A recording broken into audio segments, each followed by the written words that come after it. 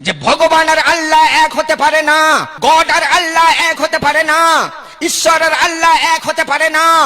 কারণ এক বোতল পানিতে যখন 100 গ্রাম চিনি মিলিয়ে দেব, ওই পানি বা জলের নাম আর পানি জল থাকবে না।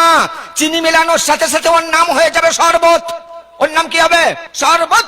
তাহলে শরবত আর পানি এক থাকে না যখন চিনি মিলিয়ে দেওয়া হয়। তাহলে ভগবানের বিবি আছে, স্ত্রী আছে ভগবতী, গডের স্ত্রী আছে গডস মাদার, ঈশ্বরের স্ত্রী আছে ঈশ্বরী।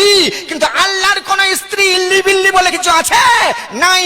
তাহলে যার স্ত্রী আছে আর যার নাই, দুটো এক হতে পারে না। এটা মনীষীরা খুব ভালো করে জানতেন।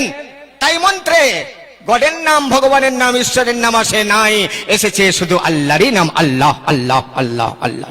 বন্ধু, আমি কি তাই বলে কোন ধর্মকে ছোট করলাম? না, ভুল বুঝবেন না। আমরাও মুসলমানরাও আল্লাহকে পেতে চেষ্টা করছি, হিন্দু ভাইয়েরাও আল্লাহকে পেতে চেষ্টা করছে। এরাও আল্লাহ ছাড়া কারোর নাম নেয় না।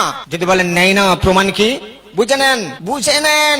অল্লং জ্যৈষ্ঠং শ্রেষ্ঠং পরমং পূর্ণং ব্রহ্মণ ওয়াল্লম আল্লাহ রাসূল মুহাম্মদ আকাং বরস আল্লাহ আলাম আদাল্লা বুকে মুকাকাম ওয়াল্লা বুকে নিকাতকাম। একবার ভগবানের নাম নেই, গডের নাম নেই, ঈশ্বরের নাম নেই, শুধু অল্লং আছে দুবার, অল্লং। ভগবান আর আল্লাহ এক হতে পারে না, কিন্তু আল্লাহ একজন ওয়াহিদ, আল্লাহ এক থাকবেন চিরদিন। গড, ভগবান এইরকম ঈশ্বর এরকম বললে আল্লাহ হবে না। গডের লগে গড আছে, সেটা সব আর আল্লাহ একজন থাকবেন।